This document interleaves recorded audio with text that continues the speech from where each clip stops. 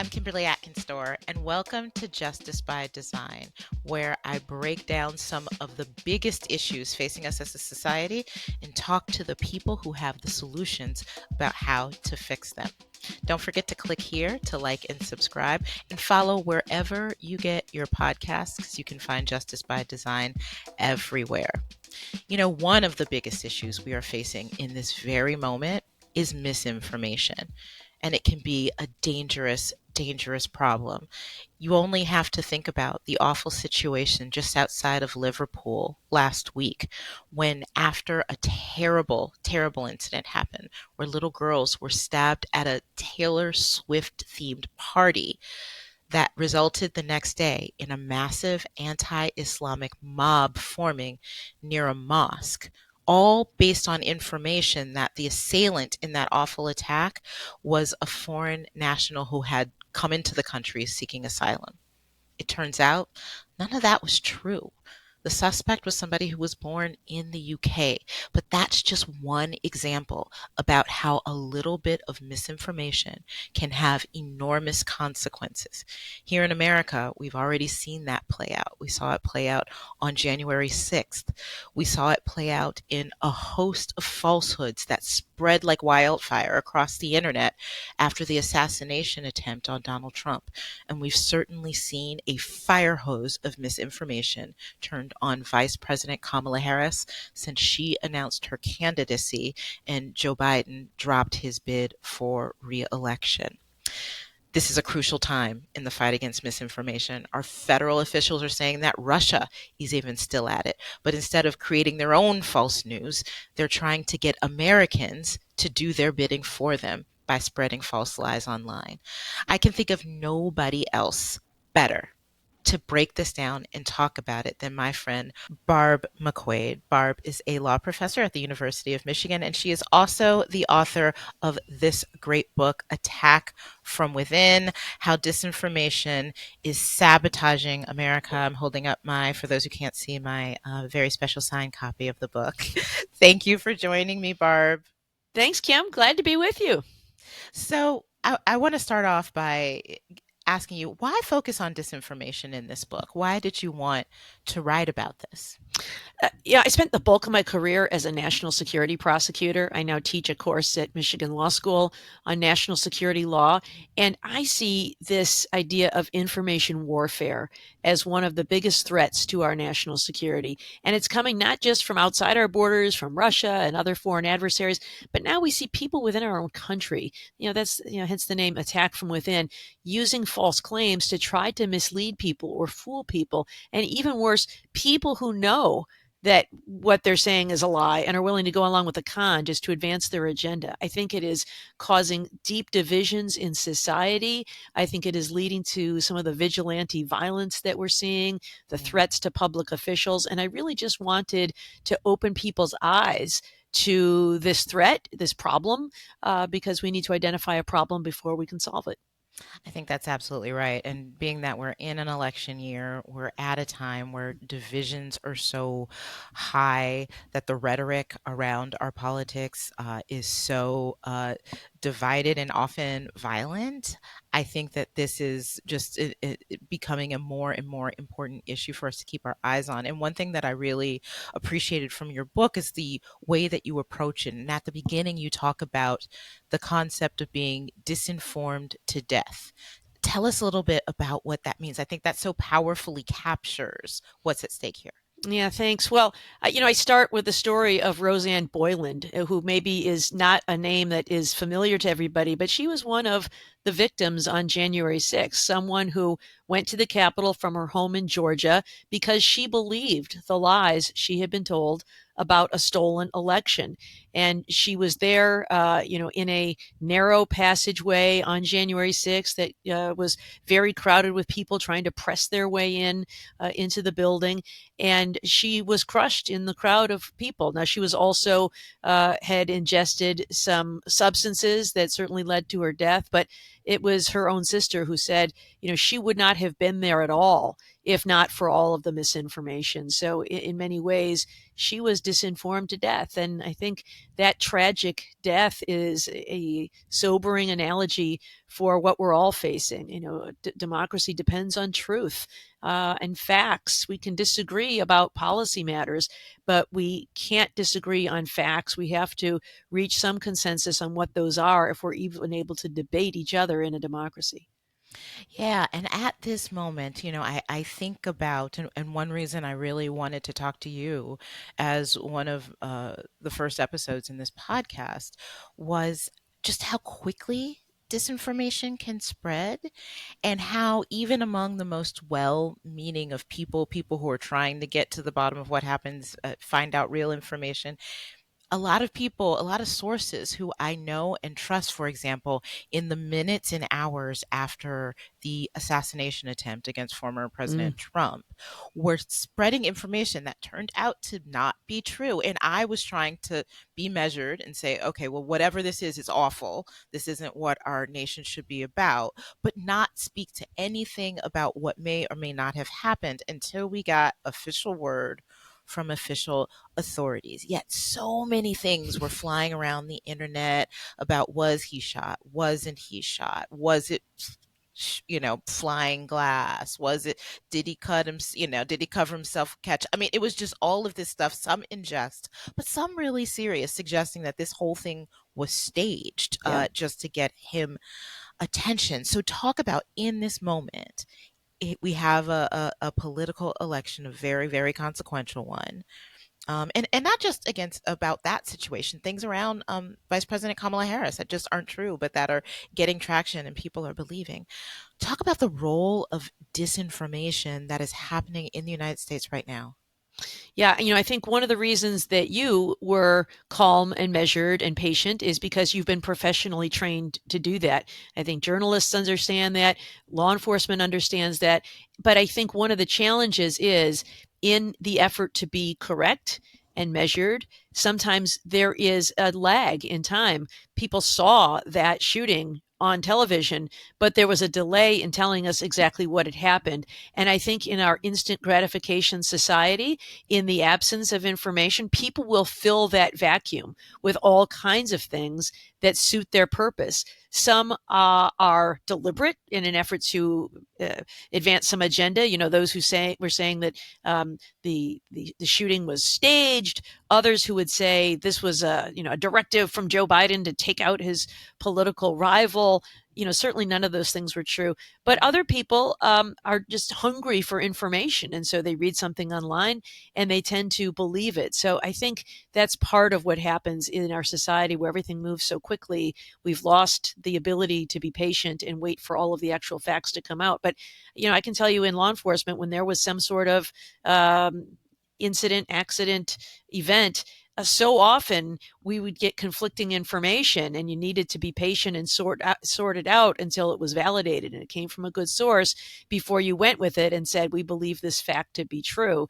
And I think in today's fast moving society, we sometimes lose patience for that. But I also think that this effort to stoke division is something that is, I think, completely antithetical to American values in our pluralistic society. And yet there are those who will use disinformation to try to stoke division in society. So, this recent claim by Donald Trump that Kamala Harris only recently became black. She used to be Indian, and now suddenly she turned black. I think that was even what he said. She turned black. Um, that's not true. Everybody knows that's not true. That she is in her entire life. She is a person of mixed race and has embraced both aspects of her identity, her Indian identity from her mother, her Jamaican identity from her father. Attended a historically black university at Howard University, was like the president of Black Law Students Association when she was in law school. Yep. So it's an absurd claim. But I think what the reason Donald Trump uses it is because it can be divisive in society. I suppose he hopes that people who are either Indian or black will say, oh, she's not one of us. But I think more importantly, it is a dog whistle for white people to remember that she's other, she's different, she's not one of us. And to get people talking about that. And it also came, it's a great technique of distraction. He was Yes. asked some hard questions, and instead of answering the hard questions, he comes back with something that's sort of outrageous, and then that's what everybody is talking about. So, it's a technique. I talk about this in the book. You may recall the part where Jair Bolsonaro in Hmm. Brazil was asked a question about corruption in his administration, and he tells the reporter, "You have a terribly homosexual face." Now, what kind of thing to say is Oh that, my right? So, of gosh. course, the public goes crazy over this absurd statement, and Right. nobody's talking about the corruption anymore. So, Right. it's a tactic, it's a strategy. And, I hope that, by now we're catching on to some of the tricks. But, we'll talk about solutions in a minute. But that's the goal that is being pushed when people engage in these kinds of tactics.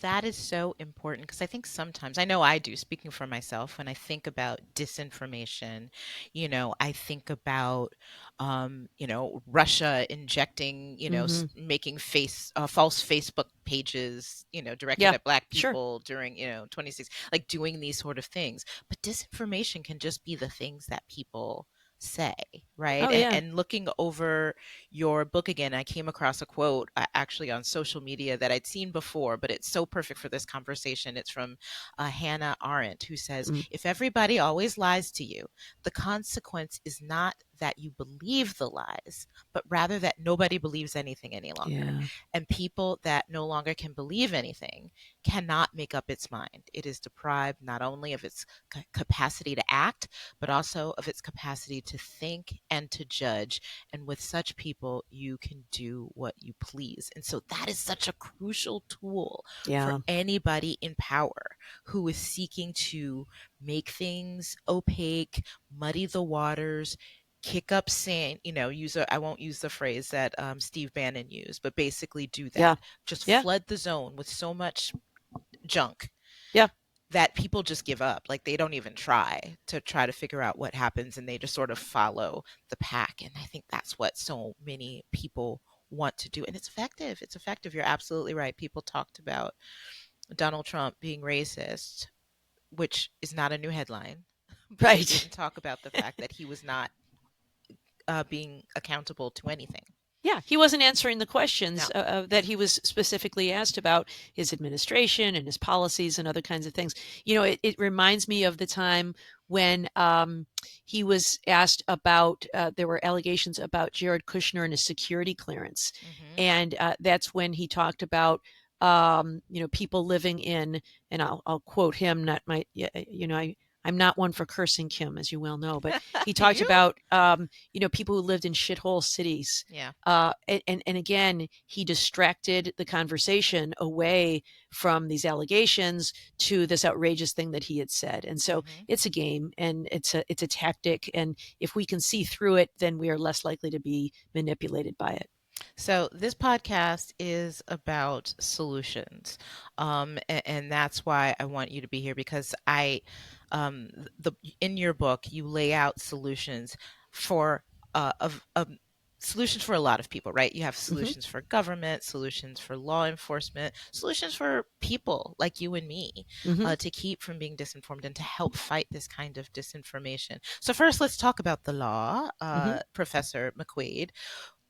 Are the laws in place sufficient to really battle the kind of disinformation that we are seeing, not just domestically, the things we've been talking about? Hmm. There's also a report recently from federal law enforcement that Russia's still at it, Oh, but they're yeah. trying to get Americans to spread this information among each other in our conversations and on social media, as opposed to doing like they did in 2016 and making these false Hmm. sites. They're just trying to drop information into the ears of Americans so that they will spread it. They're doing it in a different way. So are the laws sufficient to stop that and other kinds of disinformation we're Um, talking about? I think they're not. Hmm. We have the Telecommunications Decency Act of 1996, enacted at a time when social media was not really a thing in its infancy. And if you read that section, it reads almost like a children's novel in its awe of the internet. It will be a wonderful thing to connect people with ideas all over the world, which it is, right? I mean, It we is. can connect. You and I are connecting now from many miles away. I can hear the Um, sound of the dial-up modem from, our yeah, AOL days. Like I hear that exactly. as you With say that that. beep, that awful beep sound. Yeah. Yes. Uh, but that made sense then, right? Because Right. Congress was eager to foster innovation and investment in this new technology of social media, internet service providers. Well, here we are almost 30 years later, and the world has changed. And we have seen some of the collateral consequences of giving immunity to all of these internet service providers. Now, I'm not saying that it needs to be completely eradicated. I'm not saying we should monitor content because that runs afoul of the First Amendment and starts getting tricky there. Um, but I think some of the things we could do is to say, social media companies, you are responsible. Not for the content on your sites because you're just providing the platform, but for the things you produce. So, what are some of the things that you're engaged in? What's your conduct?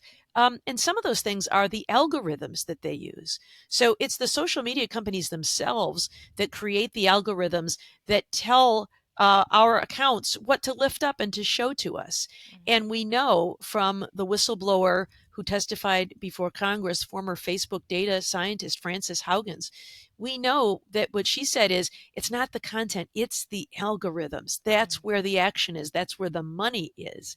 Because what Facebook realized is if they can increase engagement, that is how much time you spend on the platform and you're liking and sharing and sending content, uh, that was worth a lot to advertisers because Mhm. if you're on there longer, you're going to see more of their ads, and so they could charge more money and sell more ads. So outrage equaled content because the more outraged we were, the more likely we were to stay online. And so Facebook was, uh, you know, uh, calibrating the algorithm to maximize outrage. Mm. And so, no wonder we're all angry with each other. All we Right. see is all of this stuff that is deliberately stoking division in society. So why couldn't we say, look, social media companies, you are immune from liability for the content on your platforms, but for the algorithms you create, if you are creating algorithms with the purpose, you've designed it for the purpose of generating outrage,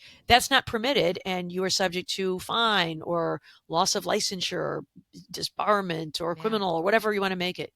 I think similarly, we could put other requirements on social media companies that would be, part of this catch of if you want your immunity, that's fine, but stop scraping our personal data and selling Mhm. it to data brokers who in turn sell it to political operatives and to commercial enterprises. When you go online and you see all the ads that are there, they'll ask me something like, would you like to buy a Detroit Tigers cap? Yeah. Why, I most certainly would. How did you know? They know more about us than we know about ourselves It's because they frightening. are scraping all of our likes and shares and what we post and what we read, what we send around. And they build these portfolios on us so they're able to micro target content designed specifically for us. There was that group called Cambridge Analytica. It was a research group that Steve Bannon founded during the 2016 election. And they were collecting data on people and building voter profiles. So they knew who were likely voters, who could take a nudge, who would be likely to repeat some awful content, Mm. and really manipulating people in this way. So, again, I think that rather than a boilerplate, you're in or you're out on privacy, some meaningful privacy reforms. And, there's some hope on this. There's the Kids Online Safety Act was just passed by the Senate, Mhm. not yet the House, that does do this with regard to children. Yep. And so I'll take it. That's a start, right? If we can solve it with children, then perhaps the next step is for everybody. Right. I think we could tell social media platforms, if you want your immunity, you got to get rid of all the bots. They have the ability, the technical capacity to detect the bots. And the bots, of course, are these AI generated accounts that look like real people, but they are there to like and share false content or to pick arguments with people based on computer programs. Like if they see the word favoring gun control. They are coming after you, and they're going to call you every name in the book. You racist, radical, Yeah. leftist, whatever it is. And if you argue back, you may not realizing it, but you're only arguing with software. So that's something else that really amps up the outrage online. And finally, with regard to some of the laws pertaining to social media, the requirement to disclose who is behind paid advertising for politics. On the radio or TV ads, you'll hear the candidates say, I'm Donald Trump and I approve this ad. No such thing on the interwebs because there's no FCC licensing requirement there. And so Right. it could be, who knows, it could be Russia. It could be the gun lobby who's putting something up in favor of Donald Trump or in favor of Kamala Harris. We should know who's paying for those ads Mhm. so that, even if we can't limit the amount of money being spent on them, we at least have some visibility into who is behind it. Yeah, and that's such an important part. I mean, it's not always a perfect analogy when we're talking about online communications, but when you're thinking about the information marketplace, right, with the whole basis of the First Amendment protection of free speech, and that you allow people to give speech because the best way to counteract bad speech is with good speech. But if you don't know who's making it, what it's Right. coming from, then that marketplace doesn't work. It's not a free market, so to speak. It's a Yeah. market with the thumb on the scale toward disinformation. So you need these kind of really, I mean, it seems commonsensical, but you really do need these levers in place to balance that out, to make sure that people, the information that they're getting, they may not agree with it, but at least it's good information. It's not bad information. The same way that you wouldn't allow dangerous products to be put in the Right. marketplace, you shouldn't Exactly. allow dangerous, fact-free information that can have real Yeah. consequences. I mean, we saw from January 6th the consequences of disinformation. We saw, in England with this mob of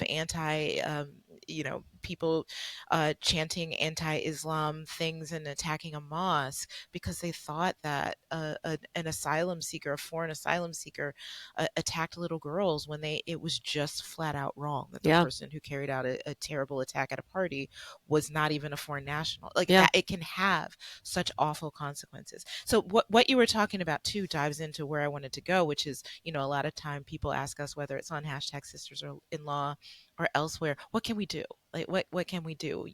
But part of it is telling your lawmakers to Yeah. support and get behind the sort of common sense legislation that you're talking about. But talk a little more about what people can do when it comes to disinformation to protect themselves, as well as calling for their leaders to to do better to protect us from this. Yeah. And by the way, when you are reaching out to your lawmaker, your member of Congress, right now there's the Kids Online Safety Act passed by the Senate. Yep. Great time to be advocating with your member of Congress. Sending an email to your member of Congress is a great way to get to them. Phone calls are fine, but it relies on somebody to, write down the message. In an email, they can also track how many people care about an issue. This was, I read a really interesting article about when Republicans came to power in the House and the initial goal was to repeal Obamacare. They got so many emails from people Mm. saying, don't take my Obamacare, that they backed down on it because they realized they were getting hundreds of these emails and they could count them and they could read them Wow. and they could see what people thought. And so it really changed the tone of, because they became aware of what their constituents thought. So email your member of Congress. And what can ordinary people do to protect themselves from disinformation, as you just asked? An excellent question. Well, there are a number of things. And I will tell you, Kim, there was a time, I cite an example in the book, a time I myself, believe it or not, was actually fooled by some misinformation. I saw something online that said that Patrick Mahomes, the NFL quarterback, Yeah. had made a statement that he would refuse to play another down with the Kansas City Chiefs until they changed their name to something that was not objectionable and offensive to Native Americans. And why did I get this? Well, I'm a big sports fan. Yeah. It's an issue I care about. I think it is offensive to use Native American names as nicknames and mascots for professional and college sports teams. So, the micro targeting had my name all over it, and I got it. And I saw this thing, and rather than do all the good things I'm about to describe, I quickly retweeted it, sent that around. And only later that day did I learn that it was a fake and took it down. And I noticed that it didn't come from it was on Twitter. It was not ESPN's Sports Center, but it looked pretty good. ESPN, but it said Sprott Center. Not a real thing. Sprott Center. Didn't read the fine print. So it was a fake, and I fell for it. And those are the kinds of things just designed to stoke division. To say, who are you to be so woke and all tradition and all these sorts of things. But so there's some things we can do. So when you see something like that, a claim, and you think, wow, I wonder if this is true, there are a number of things that we can do to check. Number one, if this is a genuine story, it's going to be reported in multiple places, right? It's not going to be just on ESPN Sprott Center. It's going to be in the New York Times, in the Athletic, in your local paper, AP News. It's going to be all over the place. So you can search to see if a claim like this is true before you send it along. It's also very important to check the credibility of the source. If I had read a little more carefully and noticed that it was Sprott Center and not Sports Center, I may have refrained from sending it along. But, genuine news sites with credibility of a news brand, the Boston Globe, the Washington Post, the New York Times, they are professional organizations that are going to vet their news sources. They are going to require attribution. They're going to have multiple layers of editors before they send something out. That is a credible news source. Instead of Patriot Girl, and sometimes those are the things we see online who are sending these things out. An individual we don't even know. And those are often the people who are Russian operatives posing as Americans or other haters. If you look at your feed and you see that the hateful rhetoric, it's almost always from somebody with some nickname like, Eagle Man. It's always something, a faux patriotic kind of thing. Another tip, Kim, and I know we've joked about this because sometimes the article has been something you yourself wrote in the Boston Globe, to read the article before you send just the headline.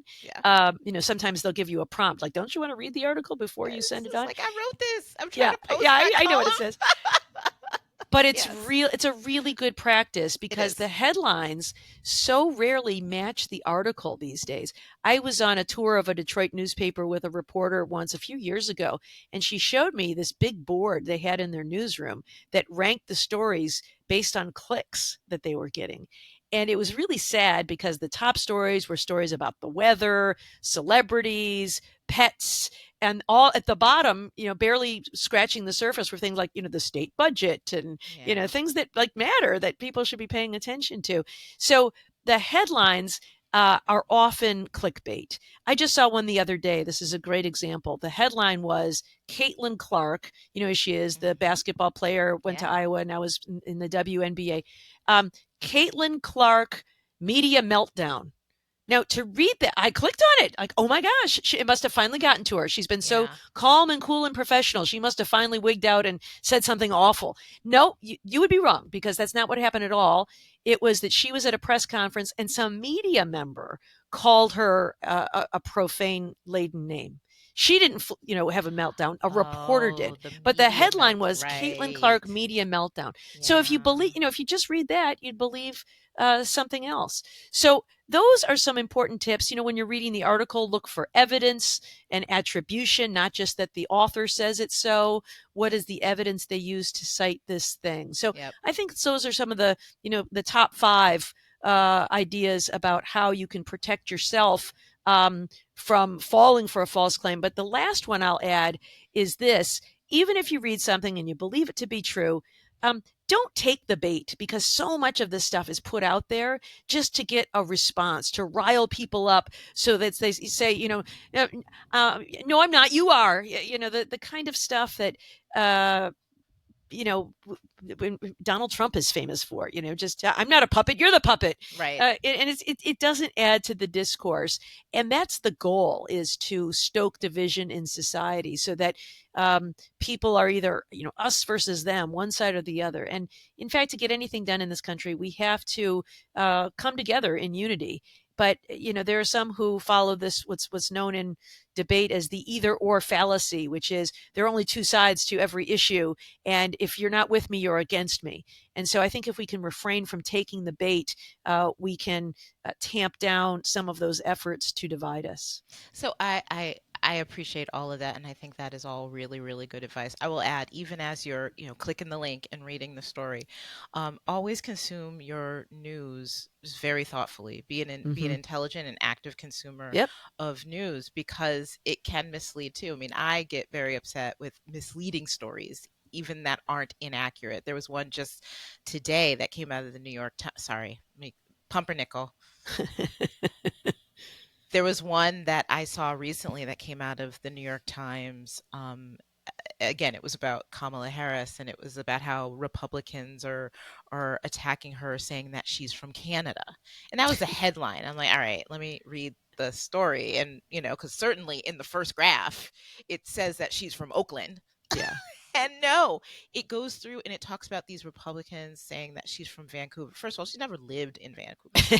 She, as a teenager, for a short period of time, her mother was a researcher at a university in Montreal, and so she lived there for a little while. But They don't she even lived know there, which end of Canada is right? which. It's Yeah. like it was like 12 or she was like 12 or 13 by this point. She Yeah. was born and raised in Oakland, but it didn't say that. And I'm like, Mm. oh, come on, right? Yeah. This is not helping. So Yeah. Yeah. consume that news. But I want to finally leave you with something, hopefully a little lighter, just not only to give the hope of the solutions that you laid out, but also keep it a little fun, because this is a heavy topic.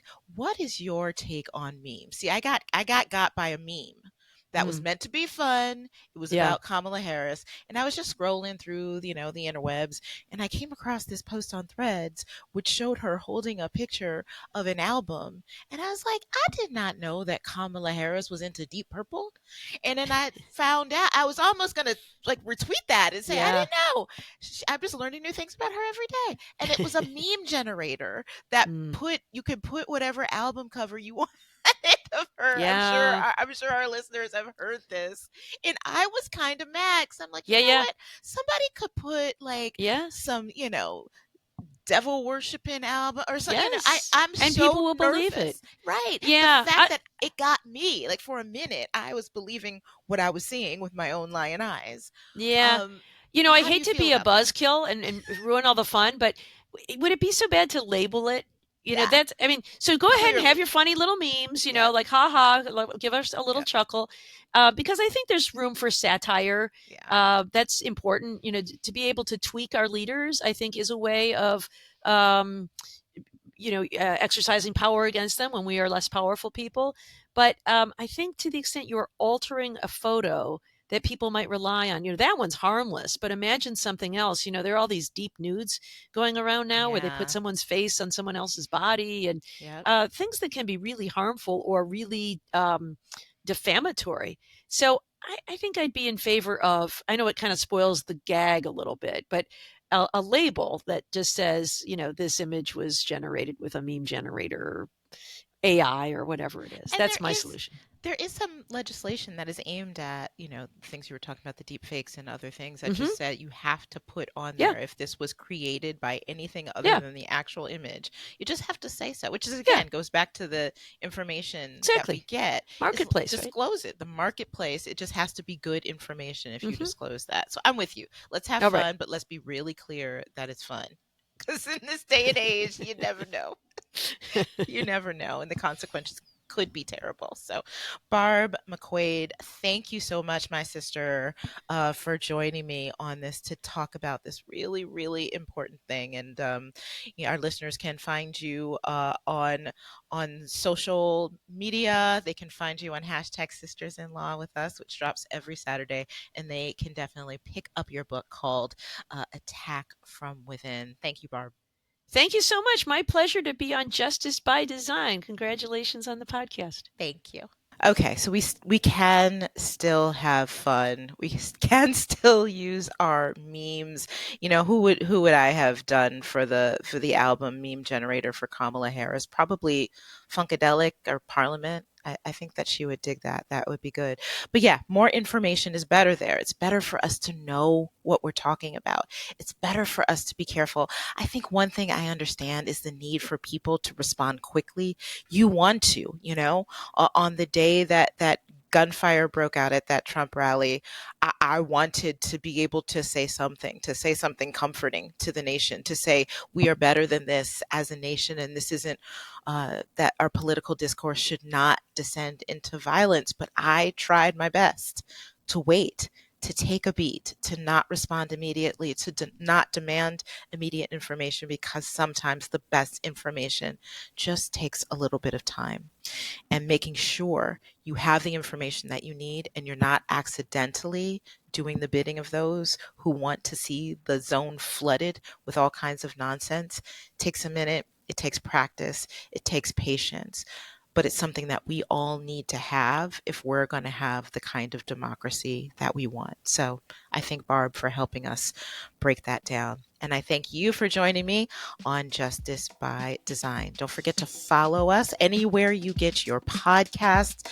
Don't forget to give 5 stars, because that lets other people find this show as we get off the ground. And remember that justice doesn't happen on its own. It has to be done by design. See you next time.